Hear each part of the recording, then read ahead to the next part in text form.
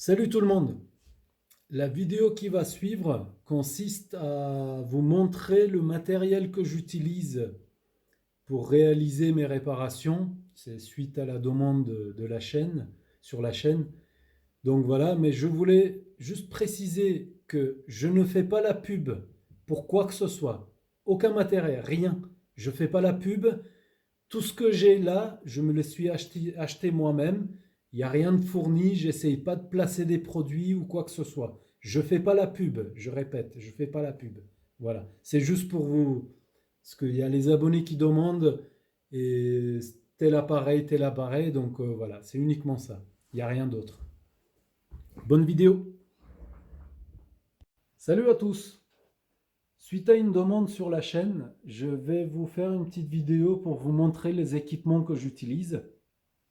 Alors, l'air chaud, rien d'exceptionnel, hein. Voilà la référence, un petit appareil, voilà le pistolet. Donc là-dedans, il y a un ventilateur qui souffle l'air. L'air est chauffé à cet endroit-là. Il y a une résistance, est chauffé, hop, expulsé. Donc voilà, ça dépanne bien.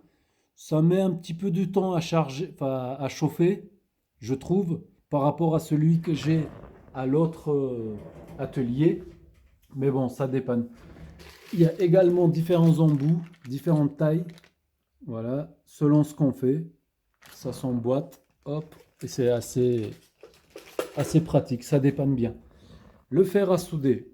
Le fer à souder, c'est un TS80 USB type C raccordé à une batterie d'ordinateur portable. J'ai remplacé le contrôleur d'origine. J'ai mis un petit contrôleur lithium, voilà, soudé là, un petit port USB pour brancher le fer, et voilà. Comme ça, je peux l'emporter où je veux et je peux souder où je veux. Donc, il fonctionne plutôt pas mal. Je suis assez content de ce fer à souder. Ça fait comme un petit stylo. Là, j'ai appuyé, hop, il chauffe. Tac, tac, tac. En général, je soude avec 300 degrés, sauf s'il y a besoin d'un peu plus. Parce que l'embout, il n'est pas énorme. Du coup, parfois, si je soude sur une grosse carte mère, enfin sur une grosse carte qui absorbe beaucoup la chaleur, je risque de rester collé. Donc là, j'augmente un petit peu la température et ça va, ça passe assez bien. Et il y a différents embouts. Voilà, moi j'en ai pris que deux. Ça me suffit pour l'instant. J'ai un bout un peu fin au bout.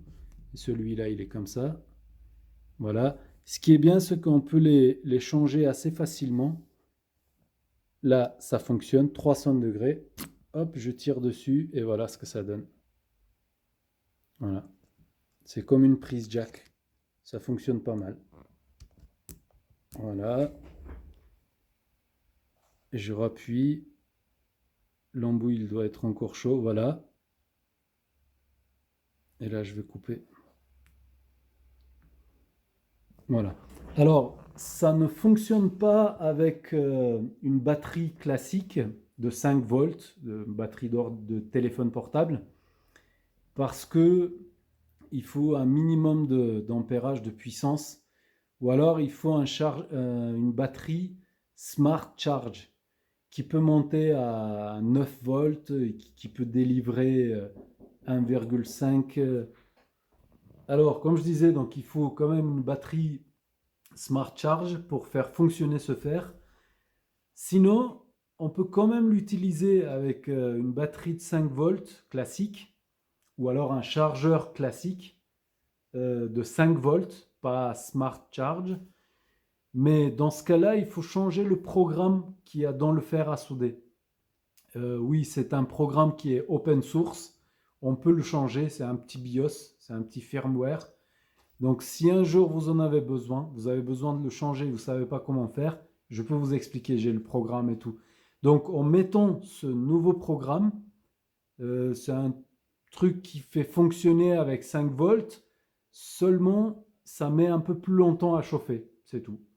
Tandis que là, avec le programme actuel, officiel, si je branche un 5 volts, il va m'afficher low voltage, donc ça ne va pas chauffer. Donc il dit que ça ne suffit pas. Ensuite, l'alimentation réglable. Voilà. Alors, ce qu'il y a dedans, c'est ça. Je m'en suis pris deux pour au cas où. Enfin, voilà, on ne sait jamais. Fabriquer deux ou pas. Enfin, bref, voilà. C'est un module Step Down DC-DC converteur. C'est en fait, c'est un abaisseur. Il n'est pas Step Up, donc il ne peut pas augmenter. Ce qui veut dire que, alors sa capacité, il peut aller jusqu'à 50 volts à 20 ampères. 20 ampères, c'est énorme. Donc sa référence, c'est WZ 50 comme 50 volts, 20 L comme 20 ampères. Donc voilà, il a une très bonne capacité. Et là, c'est le contrôleur, donc on lui dit ce qu'on veut, etc.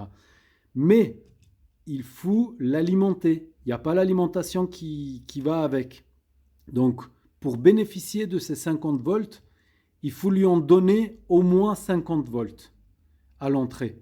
Parce que sinon, on ne pourra pas ressortir. Par exemple, si je lui donne 20 volts et je lui demande 30 volts, l'appareil va se mettre en sécurité en disant qu'il y a une protection de voltage, etc. Enfin, voilà. Il va se mettre en protection. Il ne va pas vouloir. Et l'ampérage, pareil. Donc, il ne peut pas les fabriquer, l'ampérage. Il faut lui en donner à l'entrée. Donc, il faut rentrer avec un bon ampérage. C'est-à-dire, pour utiliser les 20 ampères, il faut quand même pouvoir lui donner 20 ampères. Ce qui n'est pas évident. Donc, voilà. Moi, ce que j'ai fait, alors je me suis fabriqué ça. Donc, ça, c'est le module. Et ça, c'est l'écran. C'est la même chose. Je me suis fabriqué une alim semi-linéaire. Linéaire veut dire qui n'est pas à découpage. C'est une alim qui n'est pas à découpage. C'est linéaire. Enfin, non, c'est pas linéaire, c'est semi-linéaire. Donc l'alimentation, c'est un gros transformateur, voilà, qui abaisse les 220. Ensuite, ça passe par ce pont redresseur. Ça passe par un gros condensateur ici. Et ça rentre dans le module. Voilà. Et donc, on va le mettre en route. Il fonctionne plutôt pas mal. Plutôt pas mal. Là, je suis à 45 volts parce que actuellement, avec cette alim, j'arrive à l'alimenter à 47 volts. Donc là, si je mesure, ça va pas être pratique. Ah si, on va mesurer. Vous y voyez. Je pense que oui. Voilà. Le multimètre, c'est un truc pas très... Mais pour moi, il est très rapide. Le bip, il est très très rapide. Il réagit de suite. Donc, je l'aime bien celui-là. J'en ai des plus gros et tout, mais celui-là, il fonctionne. Je trouve qu'il fonctionne vraiment bien. Voilà. Donc... Actuellement, donc je lui demande 45 volts et je mesure 45 volts. Voilà, 45,1. Donc c'est assez précis. Après, il y a des façons de le régler. Si jamais il ne donne pas la bonne valeur, on peut rentrer dedans et de corriger, de calibrer. Donc voilà, 45 volts, c'est pas mal. J'ai pas 20 ampères là-dedans. Je pense que je dois être en pic, je dois monter à 15 ampères en pic. Et si je l'utilise en permanence, je pense que j'ai 10 ampères réels, je pense. Ouais. J'ai pas trop fait le test, parce que sinon il y a les câbles qui chauffent, etc. Mais voilà, je pense que... Donc, il y a un petit ventilateur, ah bah il est là. Il y a un petit ventilateur ici, qui s'enclenche uniquement quand le radiateur il chauffe. Les transistors de puissance et tout ça, quand il chauffe, quand il est chargé, quand on lui en demande trop, eh ben, le ventilateur il va tourner. Ce que j'ai fait, donc j'ai réussi à placer tout ça dans une alim d'ordinateur classique. J'ai sorti le ventilateur et je l'ai mis de l'autre côté et je lui ai mis le grillage dessus parce que voilà, pour pas me prendre les mains dedans. Voilà, c'est tout. Donc, Et je l'ai raccordé à un endroit, je ne sais pas combien je prends, 5 volts peut-être, parce que le ventilateur il ne tourne pas très très vite, c'est ce que je voulais. 5 volts constant. Je ne sais pas où je me suis piqué, je me rappelle plus. Du coup, ce ventilateur il tourne en permanence et l'autre qui se déclenche quand il a besoin de. Enfin, quand il est sous pression. Et là, le transformateur, bon, il chauffe pas trop, mais quand il y a le ventilateur dessus, donc tout va bien. Bref, voilà. Ça marche plutôt pas mal. Donc là, pour changer. euh, Pourquoi il y a un. Voilà. 32. En général, ouais, très souvent j'utilise 19 volts. Et là, l'ampérage, je vais monter 12, 15 ampères. Bon, je vais pas faire des tests, je vais pas. Peut-être un jour on aura l'occasion de le tester. Donc là, je coupe, il n'y a pas besoin. Ensuite, le programmateur, le programmeur. Le programmeur, alors je viens de lire un commentaire. On me parle d'un programmeur qui vaut plus de 1000 euros. C'est, je sais pas trop concevable pour moi. Donc le mien, je vais vous montrer. Le modèle, c'est un RT 809H. Voilà ce que j'ai choisi. C'est iFix qui l'ont fabriqué. Voilà, commandé en Chine, bien sûr, etc. Donc je vais vous montrer tout ce qu'il sait faire, plus ou moins. Pour moi, il est assez complet. Donc voilà. Alors, qu'est-ce que nous avons ici? Nous avons un ISP. ISP, voilà. Je vais brancher ça là. Voilà, c'est un petit connecteur comme ça qui se branche là. Et ensuite, de l'autre côté, je sors avec des fils qui sont repérés préalablement. Et voilà, VCC, Ground, Transmitted Data, Received Data, etc. Enfin voilà, c'est CMD, Chip Select, etc. Enfin, pour la programmation, quoi. Bon, il faut un petit peu s'y connaître. Et voilà. Bref, donc ensuite, on a un VGA. VGA, c'est ça. Il y a ce câble-là qui arrive avec. C'est pas un câble VGA classique, même si en apparence, il a l'air. Donc, il a 15 branches, etc. Comme le VGA. Mais c'est pas du VGA classique. Dedans, c'est différent. Ça va uniquement avec. Je vais peut-être vous poser là. Ce serait peut-être plus pratique. Hop. Ah oui, c'est vrai que là, il y a un inverteur qu'il va falloir finir de réparer aussi. Ça sera une prochaine fois. Hop. Donc, on va faire comme ça. Voilà. Et comme ça, je vais pouvoir vous. Ça, on le met de côté. Ça, c'est réglé. Donc, ce qu'on fait, c'est que voilà, il y a un port USB comme les imprimantes pour raccorder à l'ordinateur. On peut le brancher à une alimentation. Bon, ce n'est pas nécessaire. Moi, il fonctionne très bien avec les 5 volts de l'USB. C'est pas nécessaire. Mais bon, on peut aussi. Donc, là, c'est ISP comme ça. Ensuite, nous avons le VGA ISP. Ça, c'est pour la programmation de télé. D'ailleurs, il y en a une juste là. Je vais vous montrer, on va la programmer vite fait. Sans avoir à l'ouvrir, dessouder la puce, etc.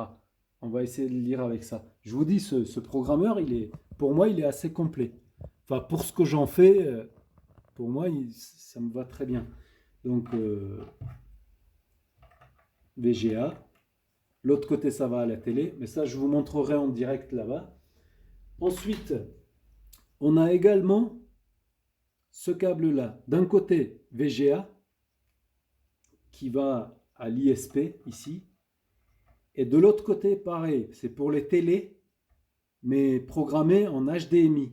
Par exemple, pour les télés qui n'ont plus la VGA, qui ont uniquement l'HDMI. Mais bon, c'est assez difficile de faire rentrer la télé en mode de programmation, la puce en mode programmation, pour la choper avec les HDMI. J'ai déjà réussi, mais c'est très difficile. Il faut éteindre la télé, la rallumer, appuyer sur le bouton au bon moment, etc. C'est un peu chaud, mais on y arrive. Bref.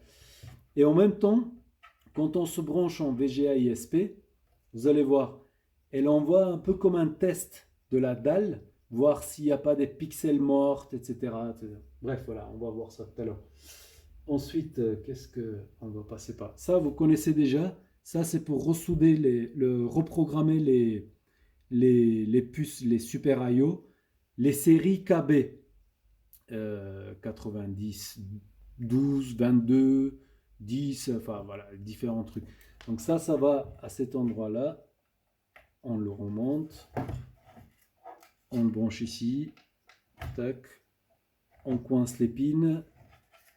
Soit on a soudé la puce ici, soit on se soude directement à la carte mère, sans avoir à dessouder le Super I/O. C'est ce que j'ai montré dans la vidéo précédente. Donc ça, c'est bon. Ensuite, on a ce socle-là.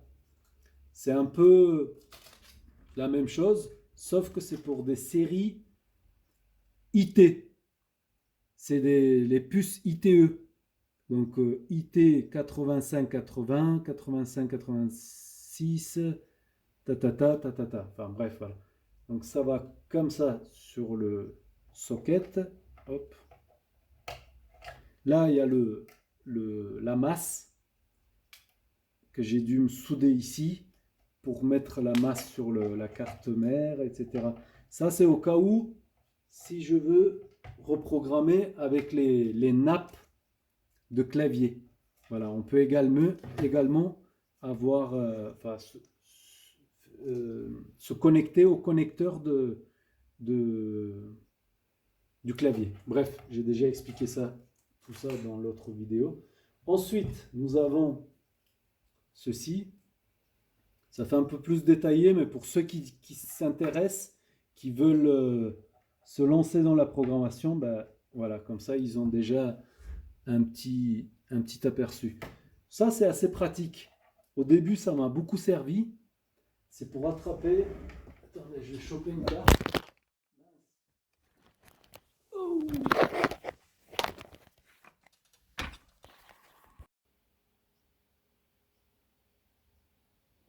Bon, j'ai oublié que j'étais raccordé au téléphone pour le micro.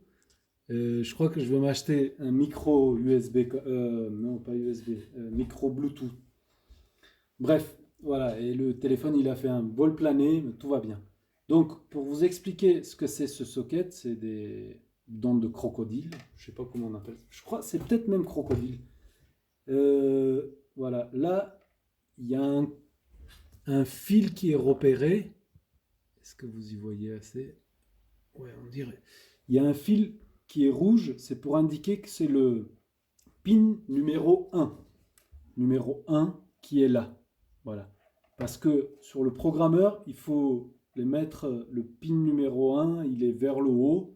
Donc, c'est indiqué comment on doit mettre les puces. Donc voilà.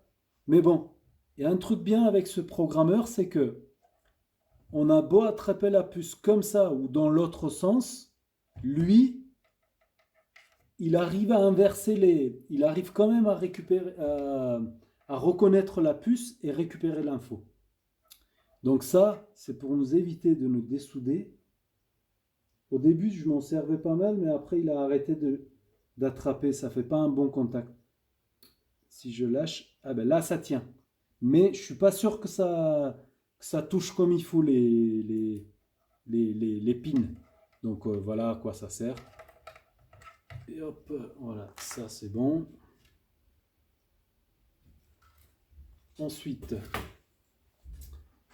il y a des adaptateurs de ce genre-là pour des puces un peu plus grosses. Voilà, ça c'est des puce TSOP48. Ce qui veut dire que il y a 48 pattes sur la puce. Donc 24 et 24. Ces puces-là, on les trouve très souvent dans les télés, dans les smart télé. Vous savez qu'on peut brancher Internet. Et bien dans cette puce-là, il y a le système d'exploitation de la télé. Pas le BIOS. Le BIOS, c'est pour démarrer la carte. Mais ensuite, vous savez, il y a Android, par exemple. Et bien l'Android, il est stocké sur cette puce-là.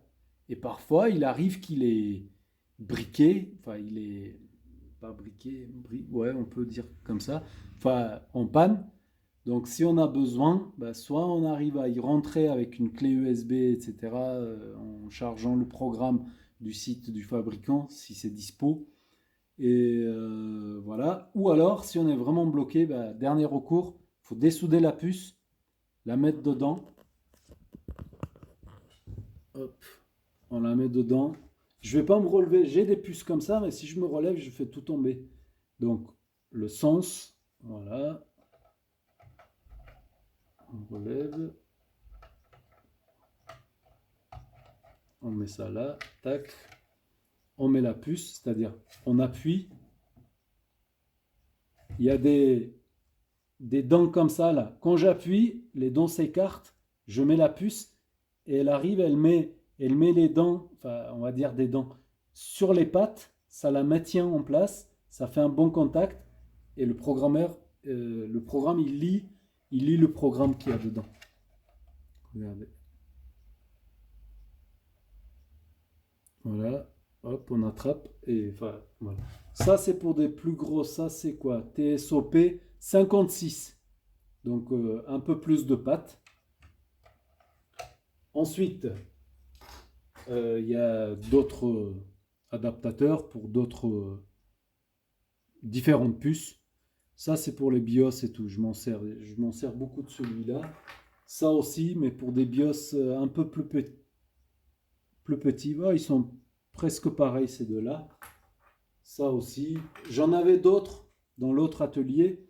Les autres BIOS de l'époque qu'on trouvait souvent sur les ordinateurs de bureau, où le BIOS, on peut l'attraper et de le sortir de son socket. Et ben, on le met dans un socket qui ressemble à ça, on le met là et hop, on le reprogramme.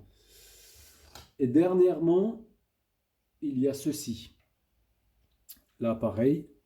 1, 2, 3, 1. On le met là. On le coince. Mais ça, c'est pour reprogrammer des dalles. Des dalles de... Est-ce que j'en ai une là en 40? Attendez. Est-ce que c'est une 40? Mais c'est le DP. C'est une 30. Je dois pas en avoir des 40. Attendez. 30. J'ai que des 30 autour de moi là, actuellement. Enfin bref. Là, j'ai eu ce câble là aussi. Donc on le branche à la place sur la dalle directement. Et on peut lire le programme de la dalle. Comme je vous disais, il y a des BIOS dans tout. Dans tout. Par exemple,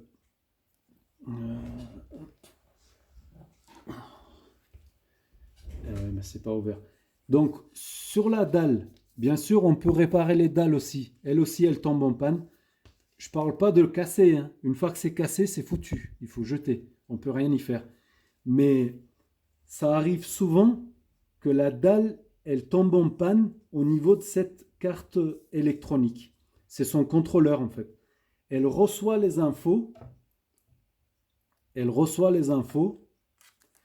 Là-dedans, il y a une puce avec un programme qui déchiffre les infos afin de les envoyer sur chaque pixel, etc. C'est assez compliqué comme...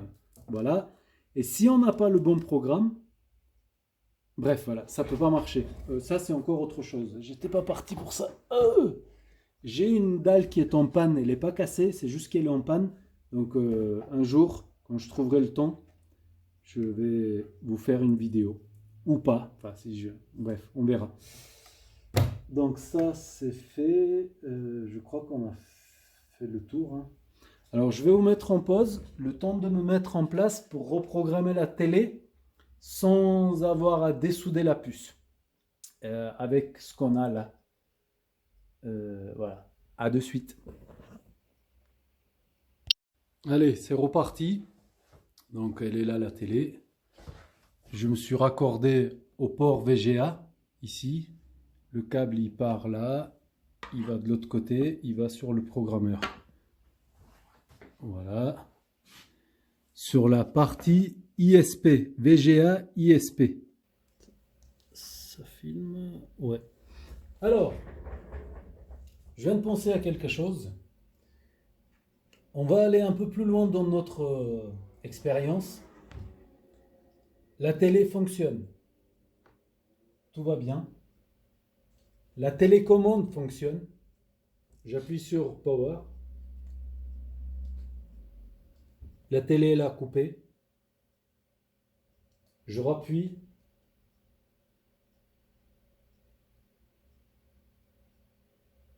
La télé se rallume. La télécommande fonctionne. D'ailleurs, voilà la façon de savoir si une télécommande fonctionne ou pas. On ne peut pas le voir à l'œil nu, mais si on appuie, si on regarde à travers un écran, enfin d'une caméra, on le voit que ça fonctionne. C'est comme ça qu'on sait si une télécommande fonctionne ou pas. Ce qu'on va faire, c'est que je vais effacer le programme qu'il y a dans le BIOS, je vais l'effacer, je vais provoquer une panne de la télé. Voilà. On est toujours raccordé comme avant. La puce est reconnue. Je fais Erase. Erase veut dire effacer. Et je clique. Alors il me dit qu'il a commencé à effacer la puce. Memory Protection lifted successfully. Ça veut dire qu'il a réussi à enlever la protection de la mémoire avec succès. La télé fonctionne. C'est fini. La télé ne fonctionne plus. Il y a la veille, mais elle ne fonctionne plus. J'appuie sur le bouton démarrer. Voilà, ça fonctionne plus. Voilà. J'ai beau éteindre, rallumer, quoi que ce soit, ça ne va pas plus loin. C'est normal, il n'y a plus le programme du BIOS. Donc ce que je vais faire, c'est, je vais faire Open.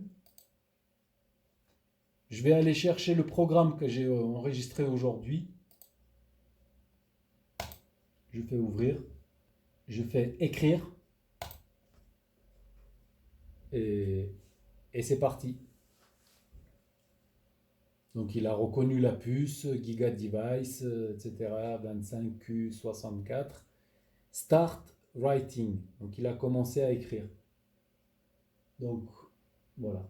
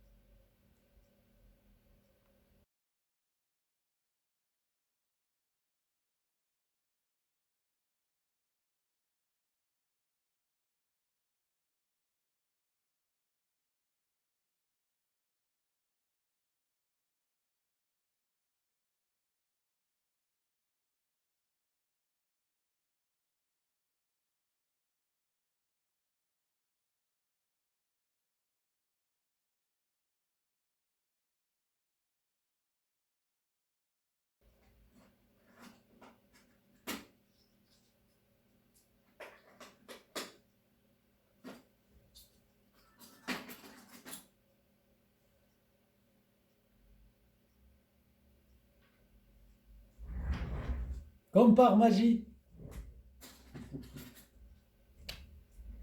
J'ai pas touché à la télécommande. Et voilà. Et voilà.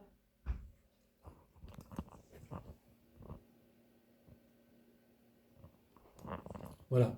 Encore faut-il trouver les programmes BIOS, les firmware, ils appellent ça, ou BIOS, bref, le programme de l'EEPROM. En fait, la puce s'appelle EEPROM, et donc là, on est en train d'injecter le bon programme. Donc, encore faut-il trouver le bon programme pour le bon modèle, parce que si ce n'est pas le bon modèle, ça ne va pas fonctionner. Donc, voilà. Et bien, ça sera tout pour aujourd'hui. J'espère que la vidéo vous a plu. Et puis, à bientôt sur d'autres vidéos. Ciao!